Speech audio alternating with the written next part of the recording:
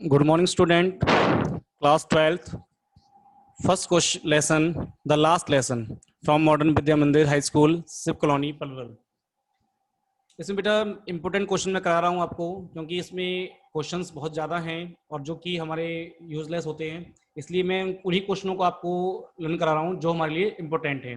पहला क्वेश्चन बनता है बेटा इसका कि what sight did French see on is a way to school. कि जो लड़का है फ्रेंच, वो जो रास्ते से जाता है तो रास्ते में क्या क्या चीज देखता है। फर्स्ट ऑफ ऑल, सबसे पहले he saw Prussian soldier drilling in an open field, then he pass by the town hall, a crowd stood in the front of the bulletin board, friends wondered but the matter could be the news. सबसे पहले वे खुले मैदान से गुजरता है और वहां पर देखता है कि वो जो फ्रेंचियन सैनिक हैं वो क्या कर रहे हैं, अभ्यास कर रहे हैं। फिर वह टाउन हॉल के पास से गुजरता है और वहां पर समाचार जो वाला बोर्ड है उसके सामने बहुत सारी भीड़ खड़ी होती है और वह सोच में पड़ जाता है कि समाचार आज क्या बात है जो इतनी भीड़ एकत्रित है। नेक्स्ट क्वेश्चन इसका बेटा इंपोर्टेंट है, what did French see when he pass by the town hall. कि वह जो फ्रेंच है वह क्या दिखता है जब वो टाउन हॉल के पास से गुजरता है। फ्रेंच सा a crowd in the front of the bulletin board, वो दिखता है कि समाचार जो पट है उस पर बहुत सारी भीड़ इकट्ठी है। फॉर द लास्ट 2 years, पिछले 2 वर्षों से all bad news had come from there, जो जितनी भी बुरी समाचार हैं वो यहीं से आए थे। फ्रेंड्स वंडर्ड, कि वो सरप्राइज होता है, वह सोच में पड़ गया कि what could the matter be there that day, कि आज ऐसी क्या बात हो गई कि जो इतनी भीड़ यहाँ पर एकत्रित है। हाउएवर, किंतु he did not stop there, वह वहां पर नहीं रुकता है। he hurried by as fast as he could, जितनी तेज से वो हो सकता है वहां से निकल जाता है। Next question, what did the blacksmith say to the friend। कि जो ब्लैकस्मिथ का मतलब होता है लोहार। लोहार फ्रेंच से क्या कहता है। French was late for school, जो फ्रेंच है वह स्कूल जाने के लिए देरी हो गई थी। He was going as fast as he could, जितना जल्दी हो सकता था वो उतनी जल्दी से जा रहा था। The blacksmith was standing in the front of the bulletin board at the town hall, जो लोहार है वो टाउन हॉल के पास जो बुलेटिन बोर्ड के सामने खड़ा हुआ था। ऑन सीइंग फ्रेंड्स, फ्रेंड को देखकर उसने कहा कि he said don't go so fast boy, इतना तेजी से मत जाओ। You will get to school in the plenty of time, कि आप स्कूल पे पहुंच जाओगे अपने समय रहते हुए। Next, what did friends notice that was unusual about the school that day। जब वो स्कूल पहुंचता है तो उसको कौन सी चीजें ऐसी लगती हैं कि जो अनयूजुअल मींस अव्यवहारिक हैं। There was usual lots of noise when school began, जब स्कूल स्टार्ट होता है तो अब देखते हैं कि अब जब स्कूल आते हो हमारे मॉडर्न स्कूल में तो भीड़ भाड़ होती है, बच्चे इधर से उधर से भागते हैं। लेकिन जब वो फ्रेंड पे स्कूल पहुंचता है तो वहां को क्या दिखता है कि अनेक शोर शराबा हो करता था। ऐसे ही फॉर एग्जाम्पल, जैसे कि there was the opening and closing desk, डेस्कों का इधर उधर हिलना झुलना, बंद होना, आना जाना। The sound of teachers great ruler rapping on the table could be hear, जो कि हम सुन सकते हैं। जो टीचर्स अध्यापक होते हैं उनके हाथों में डंडे होते हैं, वो बेंचों को फटफटाते हैं और वो आवाज हम सुन सकते हैं।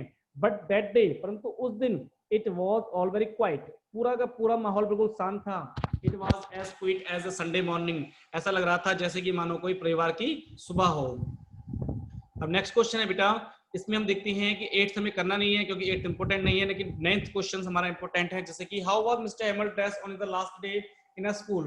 मिस्टर हेमल जो कौन है, वहां पर टीचर है, फ्रेंड्स पुराने वाले हैं, लेकिन उनका स्कूल में अंतिम दिन है तो इसलिए क्वेश्चन पुट अप किया है वहां पर कि how was mister Hamel dress on the last day in school, कि मिस्टर हेमल ने कौन सी वस्त्र पहने हुए थे जिस दिन वो अपने अंतिम दिन आए थे। Mister Hamel was dressed in the best clothes, उन्होंने बहुत ही अच्छे साफ सुथरे कपड़े पहने हुए थे। He was in his beautiful green coat and a frilled shirt, उन्होंने एक सुंदर हा कोट और झालर वाली जो कमीज पहनी हुई थी। He was wearing a little black silk cap, और उन्होंने एक रेशमी काली टोपी भी पहना हुआ था। He never wore this dress except on the inspections and the prize day, और वह पोशाक कभी नहीं पहनते थे, केवल इंस्पेक्शन या जब पुरस्कार वितरण होता है उस दिन पहना करते थे बस। नेक्स्ट क्वेश्चन है बेटा कि आपको क्वेश्चन बनता है 11 कि what surprise friends most when he took in his seat in the class. जब अपने पहुंचता है वहां पर तो सबसे ज्यादा अचंभित करने वाली चीज उसको क्या लगती है। फ्रेंड्स सा the village people sitting quietly on his the back benches, कि जो गांव के बुजुर्ग लोग हैं, बड़े बड़े लोग हैं, वो गांव खामोशी से बैठे हुए हैं बेंचों पे। They include old house old farmer mayor the former fourth master and many other, जो भी वहां पर सम्मानित योग्य व्यक्ति थे वो सब वहां पर बैठे हुए थे। एवरीबॉडी लुक्ड सैड, सभी के चेहरे पर उदासी छाई हुई थी। Old Hauser's had brought an old primer, जो बूढ़ा हाउजर था उसने एक पुराना कायदा लिया हुआ था। He was holding it open in his knee, और वह अपने घुटनों पर खोलकर उसको बैठा हुआ था। Next question, very important question, What words of Mr. Hamill were a thunderclap to French?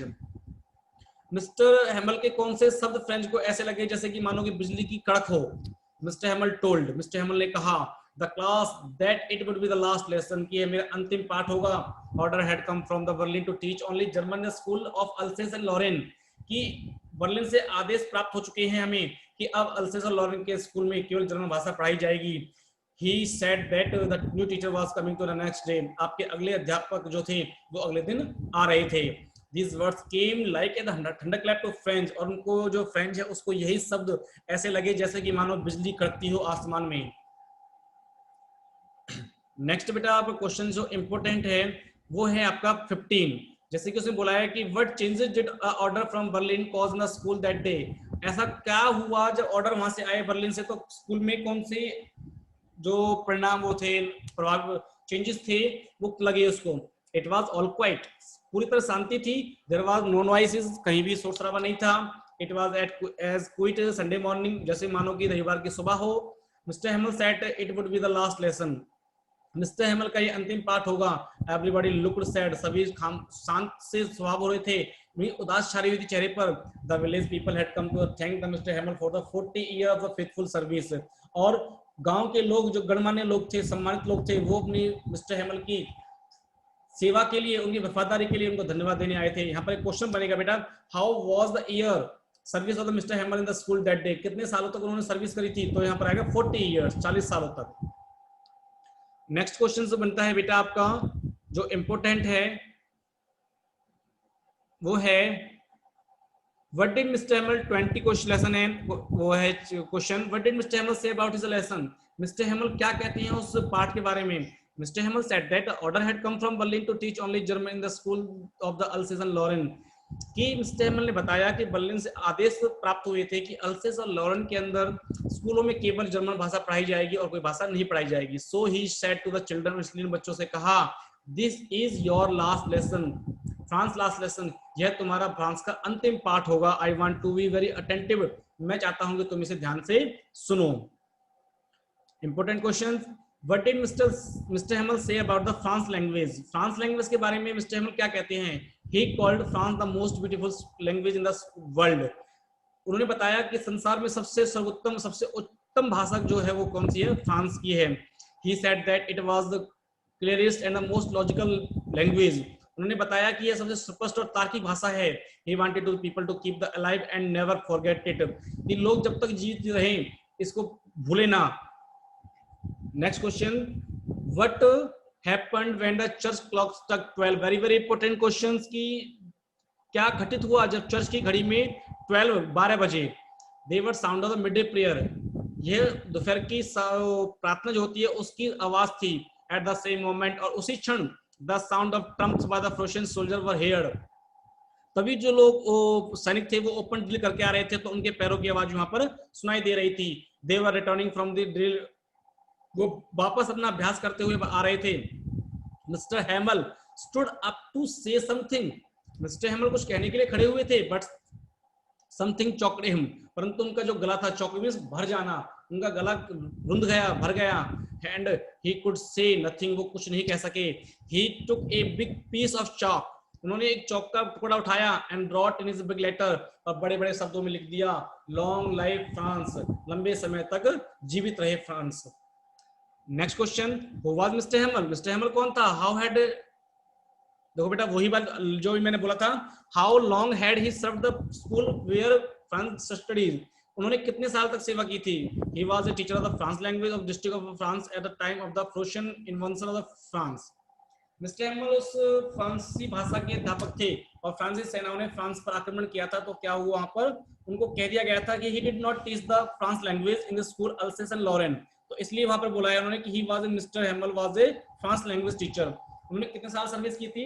He had served the school for the 40 years, उन्होंने 40 साल तक उस स्कूल में काम किया. वेरी इंपॉर्टेंट क्वेश्चन है बेटा 24 और 25.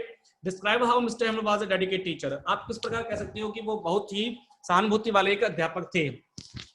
Mister Hamel had serve for the school for 40 years, उन्होंने वहां पे स्कूल की जो सहायता सेवा थी वो 40 साल की. On the day of the last France lesson, जब उनकी भाषा का अंतिम जो पाठ आया तो उन्होंने बताया mister Hamel was in the pathetic state of mind, कि उनकी जो स्थिति थी वो एक बिल्कुल दया से भर गई, क्योंकि वो चाहते थे कि बच्चे सभी बच्चे फ्रांस की भाषा को याद करें। But he gave his lesson to his student with as much devotion the sincerity as ever. वो चाहते थे कि बच्चे इस पाठ को बहुत ही क्या करें, लगन से और श्रद्धा से पढ़ें। ऑल दिस सो, और यह सभी कैरेक्टर उनके विशेष गुण दिखाते थे। Mister Hamel was a very dedicated teacher, कि वो एक बहुत समर्पित भाव के अध्यापक थे। Very important question, what is the background of story the last lesson. अब बताना है कि आपकी इसका पृष्ठभूमि क्या थी इस लेसन की। The last lesson is the set in the day of the France and the Prussian war. ये उस समय की बात है जब फ्रांस की और जो जर्मन सैनिक थे उनमें आपस में लड़ाईबाजी थी। जो टाइम था वो था 1870 और 1871, in which France is defeated by Prussia. और यहाँ पर फ्रांस जो था वो जर्मन सैनिकों से हार गया था, जिसको बोलते हैं second world war. The France district of Alsace and Lorraine passed into the Prussian hand. France के दोनों जो जिले थे, कौन कौन से, अल्सेस और लॉरेन, वो जर्मन सैनिक के बाद में आ गए। The teaching of France in the school is disallowed. और इन स्कूलों के अंदर फ्रांस भाषा को पढ़ाने के लिए मना कर दिया गया। And the teachers teaching the language are shaked. और इस लैंग्वेज पर, फ्रांस की भाषा को पूरी तरह से क्या किया, प्रतिबंध कर दिया गया। और जितने भी वहां के अध्यापक थे फ्रांस भाषा पढ़ाने वाले, उन सबको वहां से रिलीव कर दिया गया। नेक्स्ट क्वेश्चन हमारा बनता है इसका लॉन्ग क्वेश्चन, जो कि वेरी इंपॉर्टेंट क्वेश्चन है, क्योंकि एग्जाम जो बोर्ड होती हैं उसमें ये आता ही आता है, किसी ए सेट में, बी में या सी में, तो इसलिए हम इसको पढ़ा रहे हैं। Write a brief character sketch of mister Hamel the narrator teacher.